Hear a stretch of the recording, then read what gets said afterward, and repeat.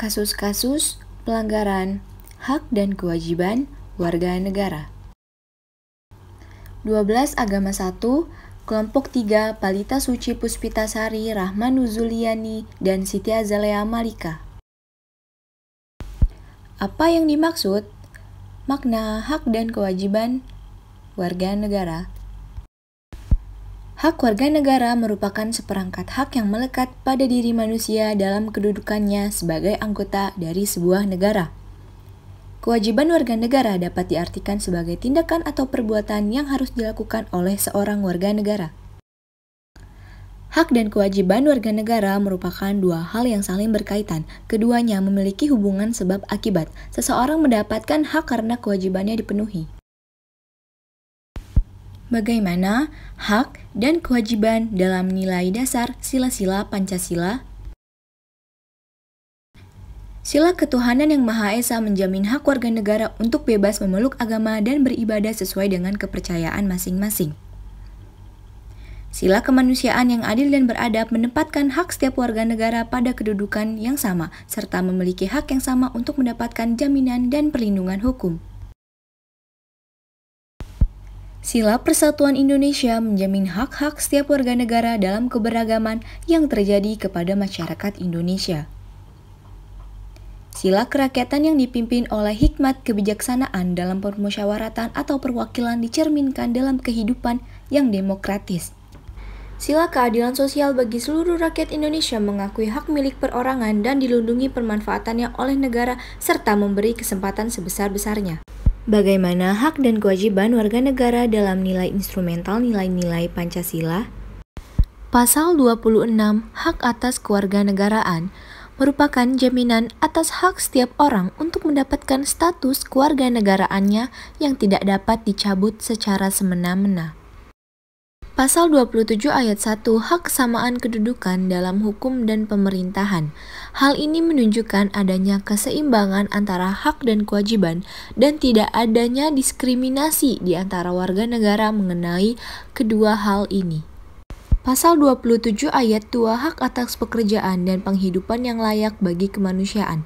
Berbagai peraturan perundang-undangan yang mengatur hal ini seperti yang terdapat dalam Undang-Undang Agraria, Perkoperasian, Penanaman Modal, Sistem Pendidikan Nasional, Tenaga Kerja, Perbankan, dan sebagainya yang bertujuan menciptakan lapangan kerja agar warga negara memperoleh penghidupan yang layak.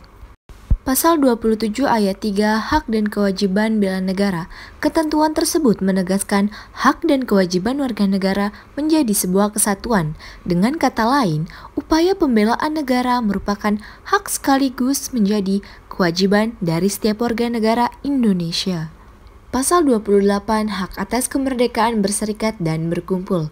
Dalam ketentuan ini terdapat 3 hak warga negara, yaitu hak kebebasan berserikat, hak kebebasan berkumpul, serta hak kebebasan untuk berpendapat. Pasal 29 ayat 2 Hak atas kemerdekaan untuk memeluk agama. Dalam konteks kehidupan bangsa Indonesia, kebebasan beragama ini tidak diartikan bebas tidak beragama, tetapi bebas untuk memeluk satu agama sesuai dengan keyakinan masing-masing, serta bukan berarti pula bebas dan mencampur adukan ajaran agama. Pasal 30 ayat 1 dan 2 Hak atas pertahanan dan keamanan negara. Ketentuan tersebut menyatakan hak dan kewajiban warga negara untuk ikut serta dalam usaha pertahanan dan keamanan negara. Pasal 31 ayat 1 Hak mendapat pendidikan. Pasal ini mewajibkan pemerintah mengusahakan dan menyelenggarakan satu sistem pendidikan nasional yang meningkatkan keimanan dan ketakwaan serta akhlak mulia dalam rangka mencerdaskan kehidupan bangsa.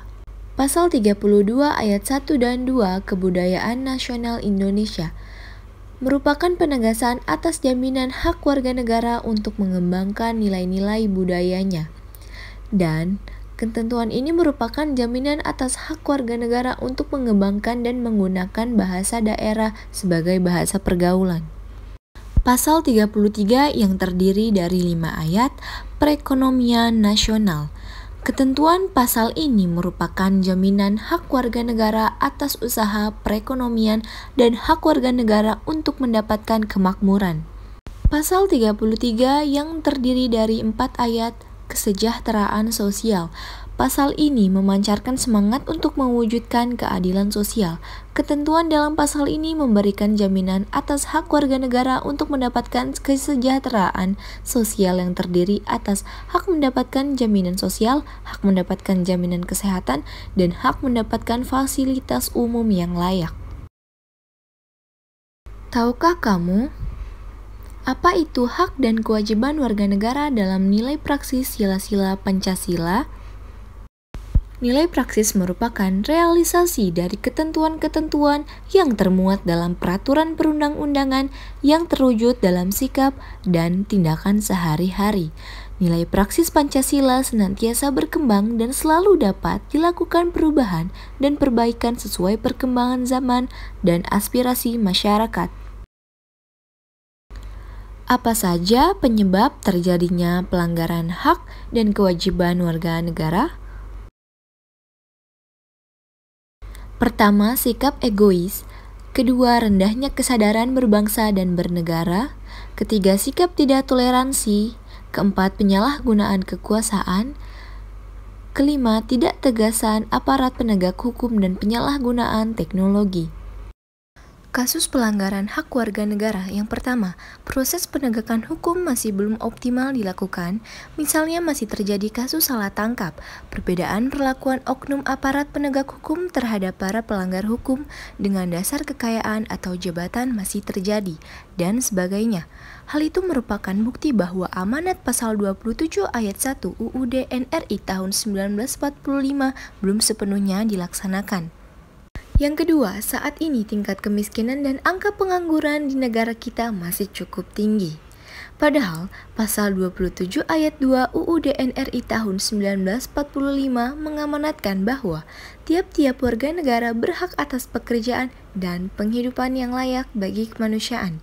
Yang ketiga, makin merebaknya kasus pelanggaran hak asasi manusia seperti pembunuhan, pemerkosaan, kekerasan dalam rumah tangga, dan sebagainya. Padahal, pasal 28A sampai 28J UUD NRI tahun 1945 menjamin keberadaan hak asasi manusia. Keempat, masih terjadinya tindak kekerasan mengatasnamakan agama, misalnya penyerangan tempat peribadatan. Padahal, Pasal 29 ayat 2 UUD NRI tahun 1945 menegaskan bahwa negara menjamin kemerdekaan tiap-tiap penduduk untuk memeluk agamanya masing-masing dan untuk beribadat menurut agamanya dan kepercayaan itu. Kelima, angka putus sekolah yang cukup tinggi mengindikasikan belum terlaksana secara sepenuhnya amanat pasal 31 ayat 1 UUD NRI tahun 1945 yang menyatakan bahwa setiap warga negara berhak mendapat pendidikan. Yang terakhir, pelanggaran hak cipta, misalnya peredaran VCD atau DVD bajakan, perilaku plagiat dalam membuat sebuah karya, dan sebagainya. Apa saja kasus pengingkaran kewajiban warga negara? Yang pertama, membuang sampah sembarangan. Yang kedua, merusak fasilitas negara. Yang ketiga, melanggar lalu lintas. Yang keempat, tidak membayar pajak. Upaya apa saja yang dilakukan pemerintah dalam penanganan kasus pelanggaran kewajiban warga negara? Supremasi hukum dan demokrasi harus ditegakkan, mengoptimalkan peran lembaga-lembaga, meningkatkan profesionalisme lembaga keamanan dan pertahanan negara. Rinaldi Harley Wismanu, korban mutilasi yang jenazahnya ditemukan terbungkus koper di apartemen Kalibata City, merupakan warga Sleman, Yogyakarta. Korban diketahui merupakan manajer HRD sebuah perusahaan kontraktor di Jakarta. Selama di Jakarta, korban diketahui tinggal seorang diri. Sejumlah kerabat dan tetangga mendatangi kediaman keluarga Rinaldi Harley Wismanu di Dusun Nologaten, Catur Tunggal, Depok, Sleman. Keluarga hingga kini masih menunggu informasi resmi dari kepolisian di Jakarta mengenai kematian Rinaldi. Ibunda korban, Sulistiani, belum bisa memberi keterangan resmi kepada awak media karena masih menunggu hasil tes DNA. Jenazah Rinaldi saat ini sudah dibawa ke Yogyakarta untuk dimakamkan di TPU Nologaten, Catur Tunggal, Depok, Sleman.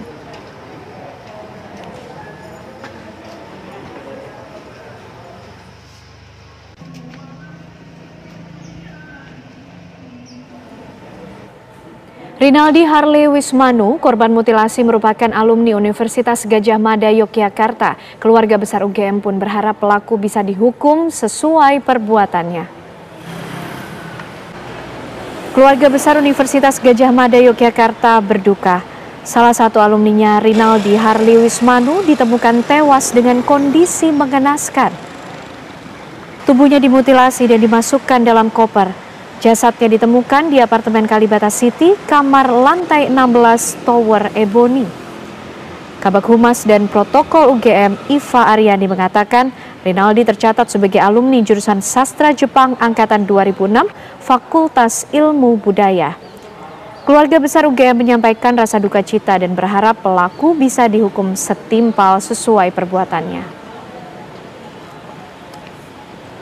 Jadi benar terkonfirmasi bahwa atas nama Rinaldi Harley Wismanu itu adalah tercatat sebagai alumni Universitas Gadjah Mada dari Fakultas Ilmu Budaya tahun 2006 dan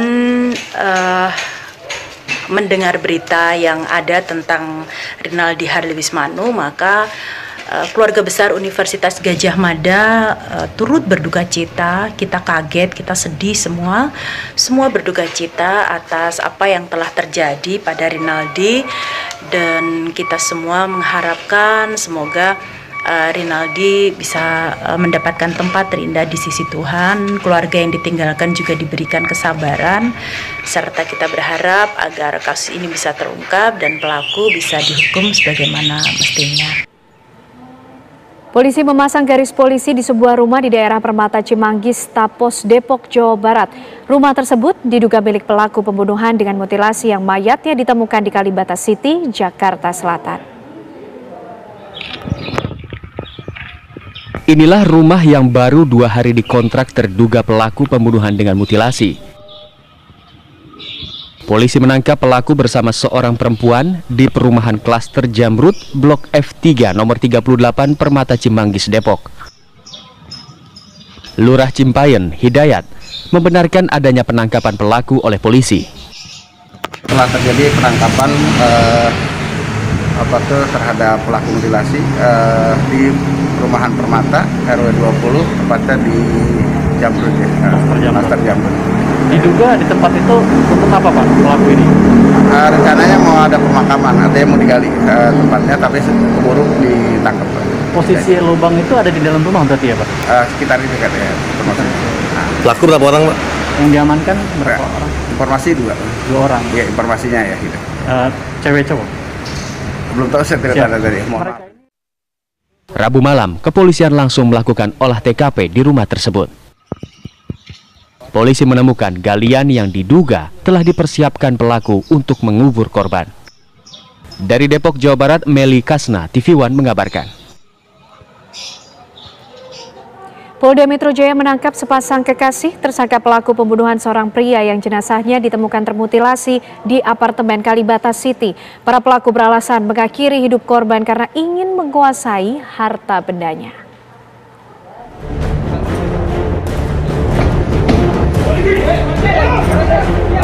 Polisi menangkap sepasang pria dan wanita dalam sebuah rumah di Kompleks Permata Cimanggis, Depok, Jawa Barat. Mereka adalah tersangka pelaku pembunuhan terhadap seorang pria yang jasadnya ditemukan termutilasi di apartemen Kalibata City. Saat ditangkap, pasangan tersebut mengaku sebagai kekasih. Keduanya diidentifikasi sebagai Jumadil Al-Fajri dan Laili Atik Supriyatin. Polisi kemudian membawa keduanya ke lokasi penemuan jenazah korban. Di hadapan tim penyidik, kedua pelaku menjelaskan bagaimana mereka menyimpan jenazah korban yang sudah dalam kondisi terpotong-potong. Pembunuhan terhadap korban dilakukan di dalam sebuah apartemen di Pasar Baru, Jakarta Pusat. Sebelumnya, pelaku wanita berkenalan dengan korban melalui aplikasi daring. Pelaku berpura-pura mencintai korban untuk kemudian menghabisi dan menguras hartanya. Pelaku kemudian membujuk korban untuk datang ke lokasi eksekusi. Terungkap juga, para pelaku berencana mengubur jenazah di halaman belakang rumah yang menjadi lokasi penangkapan mereka. Polisi juga sudah melakukan pemeriksaan keterangan. Hasilnya, para pelaku sudah merencanakan pembunuhan korban karena ingin menguasai harta bendanya. Nah, disitulah mereka merencanakan untuk menghabisi korban ya, saudara RHW tadi, ya. Tanggal 9 masuk, rupanya DAF ini sudah mendahului masuk ke apartemen tersebut. Mereka DAF ini mereka kemudian bersembunyi di kamar mandi. Di kamar mandi. Nah, kedatangan korban dengan saudara LAS itu awalnya sempat mereka berbincang, kemudian berhubungan, ya. Nah, ketika berhubungan itulah kemudian DAF keluar. Jadi mereka sudah menyiapkan batu bata, langsung dipukulkan ke kepalanya. Itu sebanyak 3 kali. 3 kali dipukul, kemudian dia melakukan penusukan terhadap korban, itu sebanyak 7 kali. Sehingga korban meninggal dunia. Nah, mereka kebingungan mau diapakan korban ini, ya. Kalau mereka bawa mungkin dalam kondisi masih meninggal, tidak kesulitan. Kemudian mereka berdua turun. Tapi sebelumnya si korban ini digeser ke kamar mandi untuk supaya tidak terlalu kelihatan mungkin kalau ada orang yang melihat. Kemudian mereka membeli golok dan gergaji, ya.